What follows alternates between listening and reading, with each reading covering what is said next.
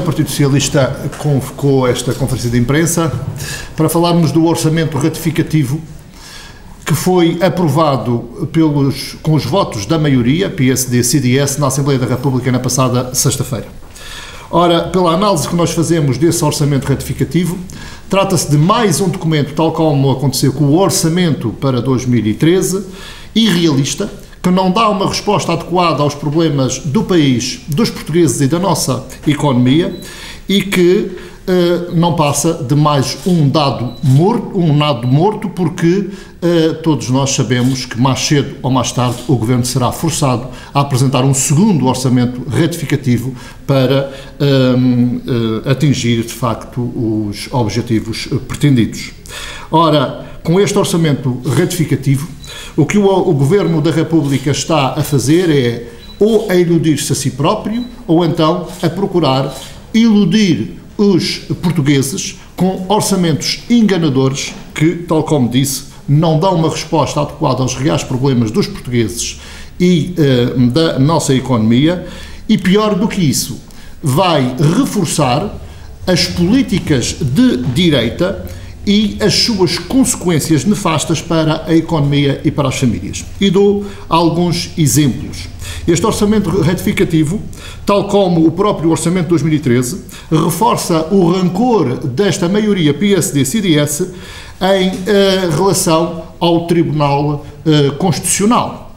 Às decisões do Tribunal Constitucional que vão de acordo com os princípios fundamentais da Constituição da República. Trata-se, de facto, de uma maioria que mantém uma hostilidade em relação aos próprios princípios da Constituição da República e também, como todos nós podemos verificar, à função pública e ao próprio Estado Social, porque estes orçamentos são verdadeiros ataques aos trabalhadores da função pública e ao Estado Social, tal como nós concebemos para dar uma resposta adequada às necessidades dos portugueses. Este orçamento ratificativo mantém as políticas erradas e injustas, geradoras de desemprego e do empobrecimento dos portugueses, não cumpre com as suas obrigações legais no que diz respeito ao pagamento dos subsídios aos trabalhadores e aos pensionistas e mantém todos os cortes de subsídios, quer para os desempregados, quer para as pessoas que estão neste momento doentes. Ora,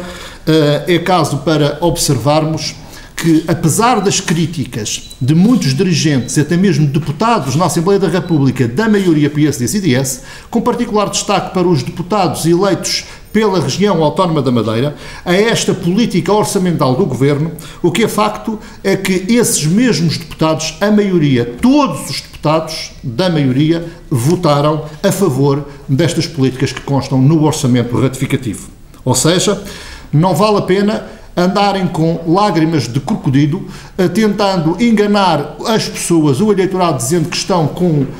ideias diferentes da governação, porque o que eles fizeram na passada sexta-feira, ao votarem favoravelmente este orçamento, foi carimbar todas estas políticas de direita que não vão no sentido adequado, tal como todos nós estamos-nos a perceber pelos dados que eles estão a apresentar. Ou seja,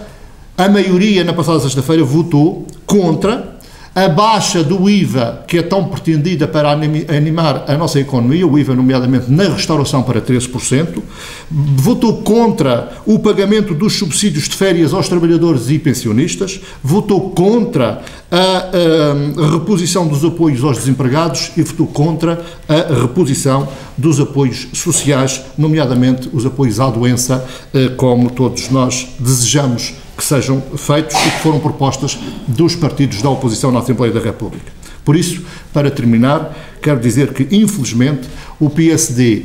e o CDS e todos os seus deputados,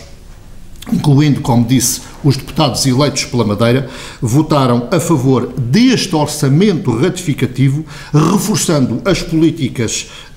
falhadas da governação e muito injustas, e confirma, de facto,